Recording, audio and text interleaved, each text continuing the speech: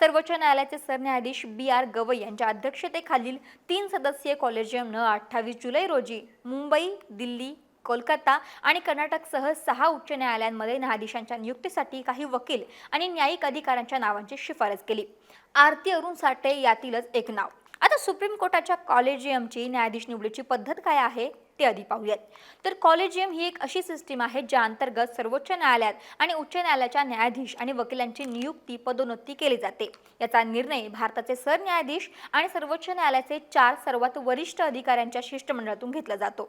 हे 5 न्यायाधीशांचे शिष्टमंडळ सल्लामसलत करत सुप्रीम कोर्टाच्या आणि हाय कोर्टाच्या न्यायाधीशांची वकिलांची नियुक्ती करतं।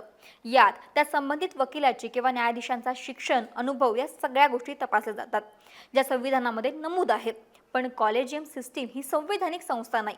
भारताच्या मूळ संविधानात किंवा त्यानंतरच्या सुधारणांमध्ये कॉलेजियमचा उल्लेख नाहीये। त्यामुळे बऱ्याचदा ही सिस्टीम वादातही सापडते। याआधीही अनेक प्रकरणांमध्ये कॉलेजियम सिस्टीमवरती आक्षेप घेतले होते, वादातही ही सिस्टीम सापडली होती आणि आता ती पुन्हा वादात सापडली आहे, ती आरती साठे यांच्या नियुक्तीवरून। पण आता विरोधकांच्या आरोपानुसार राजकीय व्यक्तीची न्यायाधीश म्हणून नियुक्ती चुकीची आहे की बरोबर, यासाठी सकाळनं वकील उल्हास बापट यांच्याशी बातचीत केली असता त्यांनी सांगितलं की सुप्रीम कोर्टाची कॉलेजियम प्रणाली ही असंवैधानिक आहे, पण वकील किंवा न्यायाधीशांची नियुक्ती सुप्रीम कोर्टाच्या सरन्यायाधीश आणि इतर वरिष्ठ न्यायाधीशांच्या सहमतीने होतं, जे आधी पंतप्रधान किंवा या निवडीत राजकीय हस्तक्षेप होता। याचा परिणाम म्हणजे अनेक निकालांमध्ये राजकीय हस्तक्षेप होता, जो अर्थात चुकीचा होता।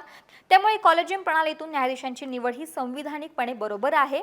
संबंधित व्यक्तीचे त्या पदावरती शिक्षण आणि अनुभव बघता त्याची निवड होते, मग ती व्यक्ती राजकीय असली तर त्याचा परिणाम होत नाही।